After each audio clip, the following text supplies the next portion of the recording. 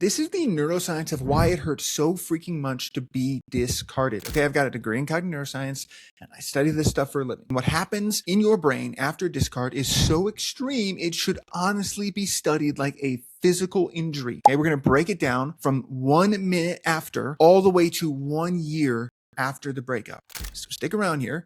The first minute after this happens, okay, when someone discards you out of nowhere, the first minute after this, your brain is registering this as life-threatening, not metaphorically, literally. Your amygdala hits the alarm. Your chest starts to feel super tight and kind of like it's caving in. Your stomach drops. You feel punched, dizzy, numb, like the world just froze. That's not drama. That is your brain screaming, attachment threat detected, survival mode activated.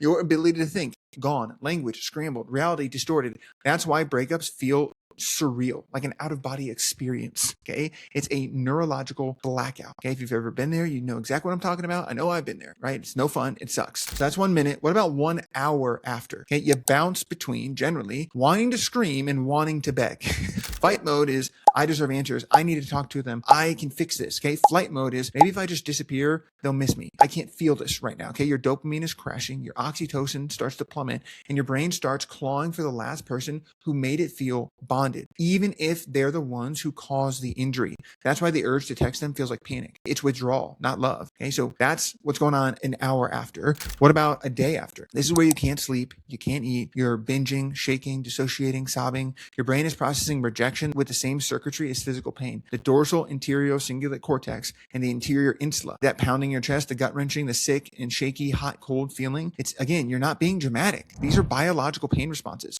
You literally feel heartbreak in your body because your nervous system thinks it's a physical freaking injury, right? I wish I could stress this enough. You're going through withdrawal. If we were to look at your brain next to someone who was withdrawing from drugs, your brain would look similar. It's wild. What about a week after? Okay, this is where the rumination loops start to begin. They probably already started, to be honest with you, but this is where you're far enough away from like the acute event that now you're thinking about the event, and this is where rumination starts to come in. So your brain is trying to make meaning out of the chaos. Where did it go wrong? Was I not enough? How did he replace me so fast? Why didn't I see this coming? This isn't insight though, okay? It's your hippocampus and your default mode network replaying the threat over and over, hoping it finds the missing piece. Meanwhile, your dopamine's still low, your oxytocin is also still low, your threat system is still high. So you're swinging between hypervigilance, checking their card, their socials, their stories, and collapse. So numbness, exhaustion, and not wanting to get out of bed, okay? This is why week 1 feels like hell. Your brain just has not stabilized yet, okay? Again, you're going through withdrawal in the literal sense. It's no fun to go through this, I promise. I've been there, okay? So what about 1 month? This is where functioning starts to improve a little bit, but the triggers, they still land like a punch to the freaking face. A song, a route that you used to take, smells are such powerful reminders, whether it's their cologne or their perfume. For me, it was strawberries. I had an ex that wore this perfume that I freaking loved, but it also smelled a little bit, there was like a hint of strawberries in it. And I just remember it was about this 1 month, I was eating some strawberries and I opened them and was kind of cutting them up and the smell just hit me. And I just was like, oh, it hit me right in the chest. And I was like, oh man, wasn't ready for this today necessarily. And it just hit me hard because smells are really, really powerful. It's your olfactory bulbs, the nerves that connect up go right into your brain, right into your brainstem and into your like deep parts of your brain and nervous system. So smells are really, really powerful. One. So watch out for that one.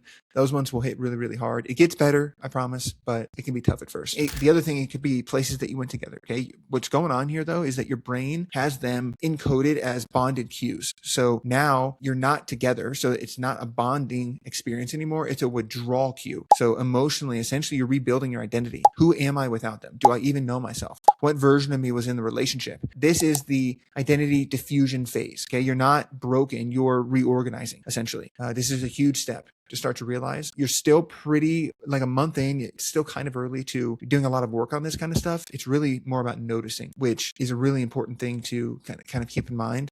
I have a protocol called She Rises. I'll put it in the description below. I'm kind of explaining what these things are. She Rises is a protocol based on neuroscience on the literal things to do in each of these phases. 0 to 1 days, 1 week, 1 month, 3 months, 6 months, 9 months, whatever. And it breaks down the exact habits, patterns, and routines to be doing. It's around the 3 to 6-ish, somewhere in there. I think it was like 5 or 6 that you can start to really like actually think about this and what they call post-traumatic growth. You can start to understand the patterns and the habits and the triggers and the things that as you look back, what could I have done differently and that kind of stuff. 1 month in, still probably a little bit early to do that.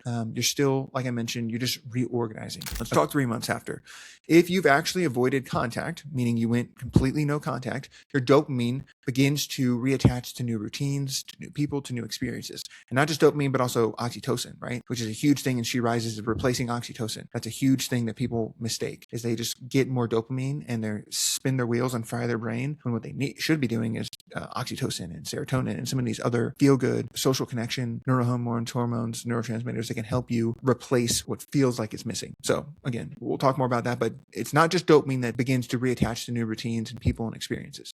Okay, you start to laugh again, you start to feel more alive. You can maybe go hours without thinking about them, but attachment wounds that weren't healed, they still pop up like landmines. Okay, so waves of grief, anger, nostalgia, pain. Why do I still miss them? Okay, because healing isn't linear, it's limbic. That's something huge. Time does not heal all wounds. Like, I don't know how many times I have to say that to people. Like, time does not heal all wounds. And the reason why is because if you just shove it down and regulate away the pain and emotions and never process anything, you are essentially shoving a balloon underwater and hoping that it doesn't explode in your face. And then it does, and you're like, what the heck? Why? It's been so much time. Time's supposed to heal this. Not true. Deflating the balloon heals it. Processing the emotion heals it. Regulating away with some Instagram somatic thing that you saw can be helpful in a moment, but there is a difference between regulation and processing an emotion. I've got a video coming on that soon, so if you haven't already, hit the subscribe button so you don't miss that. But let's focus back in here, because the next up is 6 months after. What up? Interrupting our normal programming to announce Mind Brain Body Lab's first sponsor, Apollo Neuro. This tool I have been using for years, and I recommend it to all of my clients. Apollo is the only wearable that trains your nervous system to bounce back from stress naturally without pills. Okay, if you fall asleep fast but wake up at 2 a.m. with your mind racing, like I do sometimes, did last night even, or your wearable, like Whoop, Apple Watch, or whatever, is telling you that you're stressed without actually helping you, this is for you. Apollo doesn't just track your stress and sleep. It acts and is built on a decade of neuroscience research. It learns your stress patterns, calms your nervous system in real time, and helps you stay asleep using subtle vibrations. Users get up to 60 extra minutes of sleep a night, plus 40% less stress and 25% better focus. Apollo was just featured in Forbes for their vagus nerve science, and they just published a randomized pilot study suggesting it's the first wearable that helps prevent burnout. Mind Brain Body Lab subscribers get $99 off. Just hit the link in the description to grab yours. Let's dive back in. Okay, so for a lot of people, the nervous system kind of returns to a baseline. You feel more calm, you're more grounded, you have more clarity. You can think about them without collapsing. You can talk about the breakup without shaking. You can see a photo without spiraling. Your brain has started to encode them as past, not a current threat. Again, this timeline in that She Rises protocol, which I put below, I very clearly articulate that, again, this is not a linear process, and it's different for different brains and nervous systems, different people.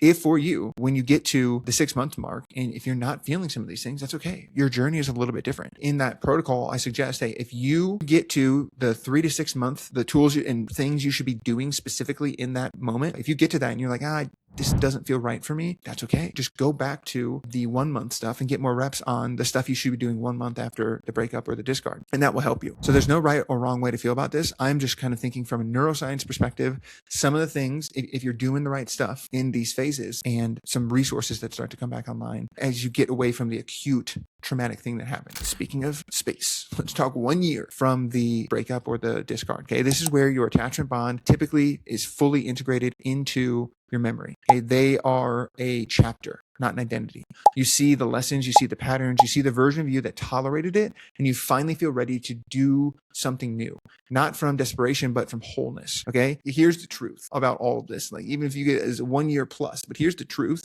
If being discarded wrecked you, it's because your brain was doing exactly what it evolved to do. Okay, so the stuff that we talked about from like seconds after to a day to a week, right? The panic, the obsession, the cravings, the dreams, the triggers, all of that is normal, and all of it is neurological. It's not a single part of it that means you're weak or unlovable or being dramatic. It meant that the bond was real and the rupture was violent, and that sucks. And not a lot of people talk about that, but that's okay. You're human, and that is all right. Okay, you didn't fail. Your brain got injured. Okay, literally, and like every injury, it heals in phases. Okay, if your brain is in pain right now, you're not broken. You're rewiring. Okay, I promise you, you got this. I believe in you. If you want more videos like this, where we break down the neuroscience and psychology of relationships, please hit the subscribe button, and be sure to check the description for any of the resources that I talked about throughout the video. Thank you so much for being here. I believe in you. You got this. Peace.